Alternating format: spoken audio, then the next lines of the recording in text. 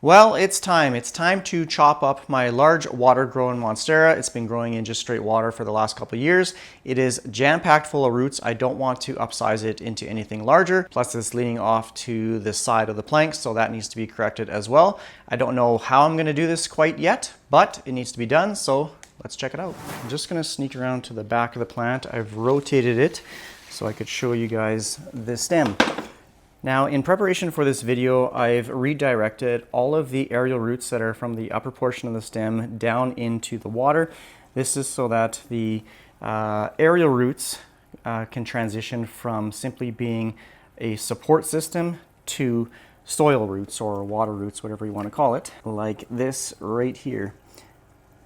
They get all these little secondary roots, and they help out the plant with obtaining water and nutrients. Now you can see down here the stem is a little bit thinner, but as we come up the plant or up the stem here, it just gets super thick and super beefy. So I can't leave it any longer because the more that this grows, the harder that it's going to be able to transition back into water, just because those aerial roots will have such a long distance to travel down into the jar or container of water. As you can see, it's jam-packed full of roots. Now the problem with that is once it gets too full of roots, then it's just going to suffocate, starve out the roots in the middle of the plant, and it's going to rot. It does have a little bit of a, let's say, like a sulfur smell, so I'm beginning to think that some of these roots have already started to rot. Okay. That wasn't bad. That was definitely better than bringing it upstairs. Yeah, it's big. Oscar's here to help me, and I brought some tools out to assist with this project today, so absolutely beautiful. But right now, like some of you may have already known, this thing is just getting ravaged right now by thrips. So those are all little thrips right there. So unreal, my favorite plant. But anyways, I'm just going to show you the root system here. So normally it should be all of these bright white roots, but you can see a lot of them at the bottom here are starting to rot. And like I said, the smell of the water is not the greatest. What I typically do is I don't switch out the water. I simply top it up as needed, and then I add Foliage Pro in for the nutrients, and I've never had an issue with the water smelling. Everything's always been really clean. What I've done in the past is I've had to actually break the jar to get the plant out, but I bought this jar specifically just because it has straight sides, whereas previously I've used pickle jars and they have kind of narrowing at the top, so I was unable to get out all the roots. Oh, and as you can see, it's definitely veered off to the side of the support stake. So I do have these little wood dowels. He's just sneezing. I'm gonna use these thicker wood dowels. I'm going to drill in the side of the board there so that I can place these, and that way I can maintain the plant in the middle. She's gonna be pestering me with this, her little toy for hours, but okay. So right here, there is a large section of aerial roots that grow into the water. I think I might actually cut right here. That way it should have a sufficient root system to allow it to continue to grow, and it shouldn't go in too much shock. Okay, I've never cut a stem this thick before, so I just want to make sure that I'm cutting in the right spot. Might take a few wiggles, but we'll get there. Where's my little crease there? I just don't want to cut any of these roots here, so I'm just making sure. Holy cow, this thing is big. It's gonna take me like 10 minutes to cut through this. Holy cow. This is a new blade too. Oh, I don't want to cut those new roots. Oh, I broke my blade. Okay, I brought a new blade. I'm gonna have to use these pliers to get this one out, and I think I might actually go to the front yard just because this is a south facing backyard. Holy cow. can't even get this out. This is a south-facing backyard, and I don't want the plant to burn all its leaves. So, holy cow, that is in there. Okay, I'm gonna start by cutting off the tape. Ooh, it's kind of flopping over already, so that might be okay. I don't know what it is outside here, but something really stinks. So, yeah.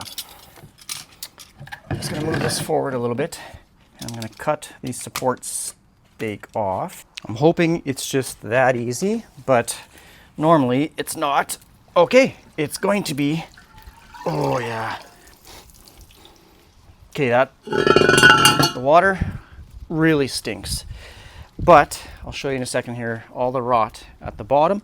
Oh, there's something else outside here that reeks, but this definitely stinks, and I don't even want to touch it, but that is all rotten roots. So I'm gonna take my hose, I'm gonna blast this off, and you'll see all of these rotten roots just falling right off, and my blade, it's still in there, so maybe I can prop it up somehow. Oh yeah, we'll get it out. It got pinched. There's too much pressure and tension in there. There we go.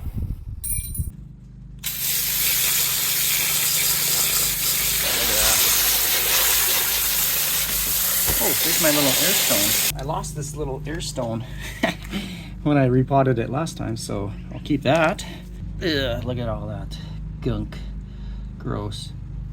Okay, now back to the cut. I'm not going to have the blade as long as it was before, and this should go much better. So making sure my fingers are out of the way.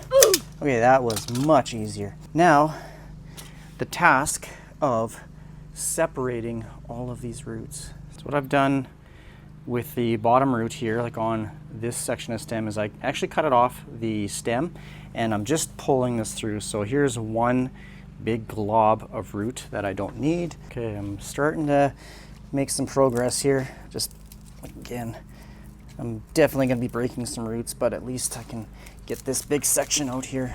I'm just gonna pull. So that big chunk is gone. I'm just going to yank out like that. So I guess you have to be a little more aggressive and get all these old roots out. See all these little wiry pieces? The sheathing for the root has rotted off. So this is what I want to cut off like that.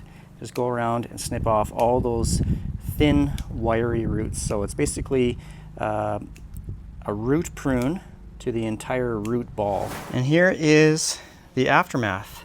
So I have the roots pretty well fanned out. There's a big clump in the middle. I'm not going to disturb it anymore. Here's the carnage, all the rot, like there's rot everywhere. Overall, I'm really happy with how it turned out. I'm just gonna let this callus over for a little bit. I don't wanna leave it out of the pot or out of the jar for too long. I don't want these roots to dry out. So this is a 1/2 inch dowel. So we brought in the big guns, and now I can just slip that in there like so. And now I'll have some directional support. Now the only way I've been able to figure out how to secure the plank to the jar is just simply from Gorilla Tape. So I'm gonna tape this up like quite heavily so it doesn't lean off to the side. It actually did pretty good last time. Just so you can see what I'm doing, I'm putting the tape around the back. I'm placing it in the middle like that. And then on one side, I'm holding lots of tension and pulling it as tight as I can make it, like that. Really tight, like that. Now check this out. Look how stable that thing is. That is not moving at all. I might add a couple more pieces. Look how clean that is on the back. Oops, my dowels are falling in there. There we go. Okay, now I just gotta place the plant back in the pot, secure it to the plank, and then fill it up with water. All these gross roots. I do have some other, like the previous plant Velcro here, but I brought some more just in case. And like I said, hopefully this goes pretty straightforward.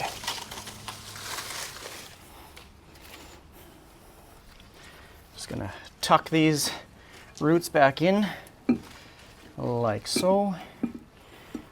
Still a lot of roots, but I may have to pull it out every once in a while, or I might have to get another larger pot. But at least it fits now. It's now 2 days later and I'm just editing the video, and as I go through the footage, I definitely should have pruned a bit more off the stem as well as the roots, just because it's pretty much filled the entire container with roots. Really wasn't much change, so it's not going to take long before it fills out again, and then we're gonna end up in that root rot situation. Probably a couple months down the road. I'm going to take it out of the pot here quickly, again, chop off a little bit more of the stem as well as the roots, and then I'll put it back on the wood plank. A beast. I'm going to take it off the pump. I'm just going to bring it out. Oh, again, this is heavy. What I want to limit this to is about maybe like 3 or 4 leaves down the road. Otherwise this thing just gets way too large. So 3-4 leaves is kind of the max that I want to maintain or keep this plant at. Just about lost it. Okay, so no going back. I made the cuts and I wanted to keep some of these larger ones there. So now I just have to, again, separate some of these roots, and then that way I can keep some of these larger ones. Big mess down here. So here is the section that I cut off. Again, it's just another node, but I will be cutting off this leaf right here, one of the lower ones. But this is the root ball that we're dealing with right now, or that I'm dealing with. So a much more, it's just stuff falling off, much more manageable size. So I'm gonna take this outside, clean it out. I'm gonna spray these roots off as well, and then place it back on the plank. Fresh water, and I took it outside and sprayed off the root system again. That's the thing about these videos. I learn as I go. I've never had a plant this big. I don't know, or I didn't know how much roots to cut off. So it's all a learning process for me as well. Now, what I don't want to say worried about, I would say cautiously, I don't even know what the word is. But anyways, what I'm trying to get at is I'm just hoping that this doesn't send the plant into, shock, root shock. I'm just gonna temporarily, you can't even see me, just gonna temporarily secure this, and then I'll have a peek at it from the front and see how we're doing. It's not gonna tip over, but just looking at this lower leaf, it's literally touching the floor now. I'm gonna cut it off as well. And I can already see a bunch of the broken roots. So I'm okay, we're doing good. It's center, I'm just gonna get in here. It's center on the pole. The wood dowels, I think, are positioned perfectly because it's gonna be keeping the stem in the middle. Now I'm just gonna add one of these support ties lower, something like that. And I'm not going to wrap in the roots here, so just something like that, just so it doesn't flop over. This one, it's pretty tight, but I'm just gonna readjust this one as well, make it really snug. This is the one that I don't want to let loose. And for good measure, and just because I have an extra piece, I'm actually gonna use a third one just in the middle again, just so it doesn't slide or anything like that, and the new aerial roots can latch on to the plank and it'll start to regrow again. So now all I'm going to do is just scoop out some of these broken roots just on the top. And yes, I do have a garden hose in my basement. Normally I take this over to the shower, but this plant does not fit in the bathroom anymore. So just going to top it up, and then this is what I use for my fertilizer. This is the Foliage Pro. It is Super Thrive now, but this is an old Dynagrow. It's a 936 NPK value. Now the key to having a monstera long-term in water is having good airflow or oxygenation. So same thing as if you would have a plant in soil, the water needs oxygen as well. I have this little air pump. It has 2 air stones in it. I try and put one in the front and one in the back. I can easily put them at the bottom now, whereas when I had the plant with the larger root system, I was unable to put any, or I wasn't able to put the air stone at the back. So flip it on. And I do run this 24 hours a day, and I just leave it on and let those air bubbles and oxygen do their thing. And then of course, you have to make sure that you have sufficient light. I use this very tall Barena vertical, I think it's the T10 grow light. I place it right in front of the plant like that, so it can soak up all of that light and continue to photosynthesize and get massive leaves. I'm backed up into the corner. This is where I edit all my videos. Here's some of my plants down here, but I'm literally in the corner just because I wanted to have a zoomed out look, just so I could show you the size comparison between my monstera, the largest leaf, and my IKEA Rudsa cabinet. They're pretty much the same size. So I think that's gonna be pretty much it for this video. I hope you enjoyed this little addition. I did have to cut out some other footage, which is very similar to what I did in this video. I put it on the plank and that sort of thing. So if you have any comments or questions, please leave it down below in the comment section. But I appreciate all the support. Thanks for watching. Take care, everyone. Bye.